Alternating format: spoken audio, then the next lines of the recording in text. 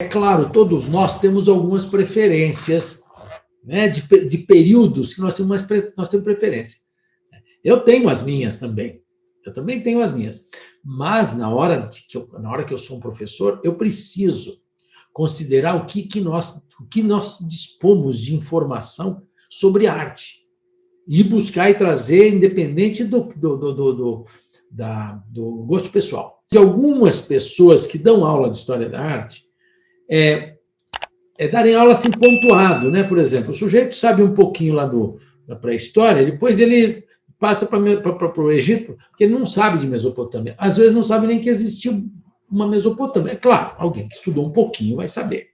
Mas desconsidera como se fosse uma coisa passada. Tem gente que fala assim, arte medieval, e faz um pacotinho do que ele já ouviu falar, sem separar.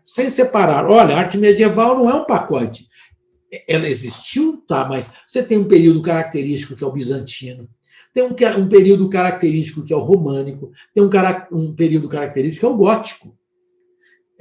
E esses períodos que constituem a Idade Média. Então, eu sei, porque eu já vi professores que falam assim, arte medieval. Então, o que o sujeito faz? Ele seleciona lá uns slides, né? Uns slides daqui e dali, porque está fácil para tudo aqui na internet, e tem muita coisa, e pinça aqui, pinça ali, só que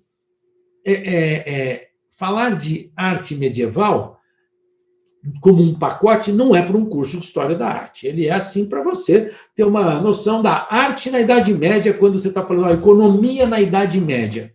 Existe uma economia, não sou especialista em economia, viu, gente? Mas existe uma economia no período bizantino, quando o imperador Constantino muda a capital de Roma para Constantinopla, quer dizer, na verdade, a cidade se chamava Bizâncio, por isso Bizantina. Mas aí ele vai lá, ele é o imperador, ele manda, eu quero o meu nome na cidade. Então vai ser Constantinopla, cidade de Constantino, que é lá onde é Istambul hoje, né?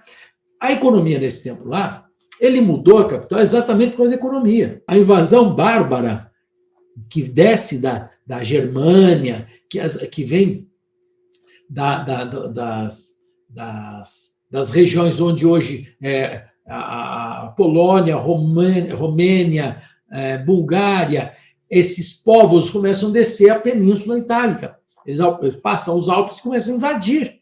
E por isso chama invasões bárbaras, porque eles tinham línguas muito diversas, né?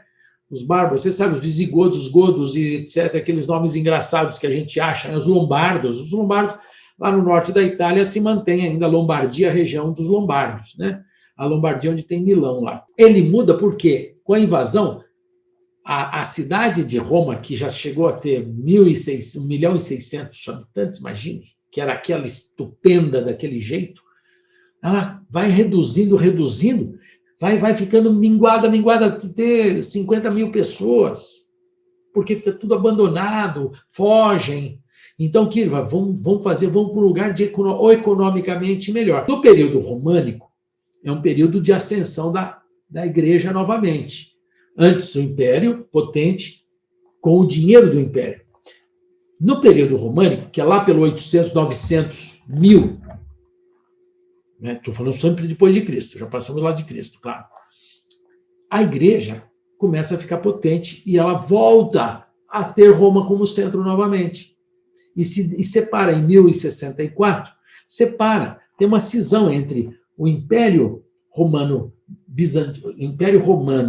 Ortodoxo, quer dizer, vamos dizer, a Igreja Ortodoxa, porque é a Igreja que comanda, e a Igreja Católica Apostólica. Uma em Roma, que se cedia novamente, e a outra em Constantinopla, continua, que são os ortodoxos, que estão lá, que existem, os ortodoxos, a Igreja Ortodoxa que existe, né? Eles se separaram.